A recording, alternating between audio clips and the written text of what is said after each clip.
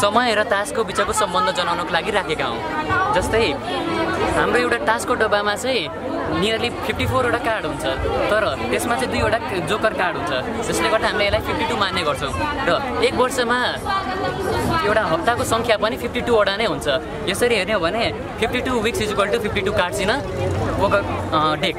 र एउटा फेस कार्ड्सको सङ्ख्या हेर्ने हो भने 12 वटा हुन्छ, र एक वर्षमा महिनाको सङ्ख्या पनि 12 वटा हुने गर्छ। र भोटे पाना चिरी गरेर हेर्ने हो भने यहाँ 4 वटा सुट हुने गर्छ, र एक वर्षमा सिजनको सङ्ख्या पनि 4 नै हुन्छ, र एउटा सिजनमा 13 वटा हप्ता हुने गर्छ, र एउटा सुटमा पनि 13 वटा कार्ड हुने गर्छ। जस्तै भोटेको कार्डको एउटा कति हुन्छ भने 13 वटा नै हुन्छ।